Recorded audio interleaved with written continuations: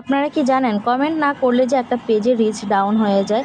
একটা পেজের জন্য কমেন্টের ভূমিকা অনেক গুরুত্বপূর্ণ।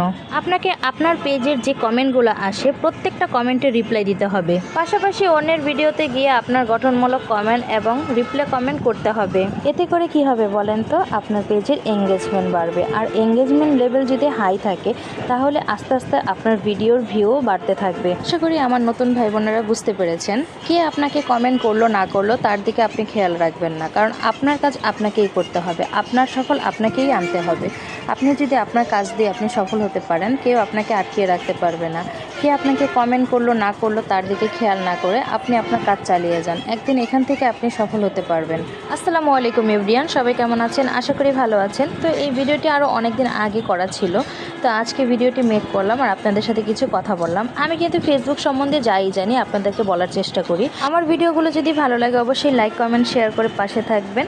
তো কিছুদিন আগে আপুদের বাসায় দাওয়াত ছিল, তা আপু অনেক সিক হয়ে যায়, হঠাৎ করে অসুস্থ হয়ে যাওয়ার কারণে আমি রান্নাবান্না করি। তো প্রথমেই আর কি আমি হাঁস রান্না বসিয়ে দিয়েছি। হাঁস রান্না করতে কিন্তু অনেক সময় লাগে, হাঁসের মাংস যেহেতু একটু হার্ড, তাই আর কি হাঁসটা আমি বসিয়ে দিয়েছি। খুব সুন্দর করে মশলা কষিয়ে তারপর আমি হাঁসটা রান্না বসিয়ে দিয়েছি। এই ফাঁকে আমি অন্যান্য কাজগুলো করে নিলাম। এই মাছগুলো আর কি ফ্রাই করব, তাই আর কি আগে থেকে ম্যারিনেট করে রাখছি আর মশলাগুলো খুব সুন্দর করে মেখে নিচ্ছি যাতে মাছের ভিতরে ভিতরে মশলাগুলো একদম পৌঁছে যায়। তো আমি আর কি ম্যারিনেট করে কিছুক্ষণ রেস্টে রেখে দিব, প্রায় আধা ঘন্টা 1 ঘন্টা রেখে দিব, তারপর আর কি মাছগুলো ফ্রাই করব। আর এখানে আমি হাঁসের মাংসগুলো ভালো করে কষিয়ে নিচ্ছি, যত কষানো হবে ততই মজা হবে। আর হাঁসের মাংস রান্না করাটা কিন্তু খুবই ভালো হয়েছিল, খুব মজা হয়েছিল। আসলে নিজে রান্না করছি তাই বলে না, সবাই খুব প্রশংসা করেছিল। আর এখানে আস্তে আস্তে রসুন দিয়েছিলাম হাঁসের মাংসতে, আর হাঁসের মাংসে কিন্তু রসুন দিলে খুব ভালো লাগে আর টেস্টটাও খুব ভালো আসে। হাঁসের মাংস কিন্তু অনেকেই পছন্দ করে না, কিন্তু আমি অনেক পছন্দ করি। হাঁসের মাংস কারা কারা পছন্দ করেন, হাঁস লাভার কারা কারা আছেন অবশ্যই কমেন্ট বক্সে জানিয়ে যাবেন কারা কারা হাঁস পছন্দ করেন আমার মতো। তো এখানে কথা বলতে বলতে আমার রান্না বান্না একদমই কমপ্লিট। তো এখানে যে পোলাও রান্না করেছি আর বাচ্চাদের জন্য তো অন্যান্য খাবার ছিলই, তো আপনাদের সাথে সম্পূর্ণ শেয়ার করছি। আমার ভিডিওগুলো ভালো লাগলে লাইক কমেন্ট করতে কিন্তু ভুলবেন না।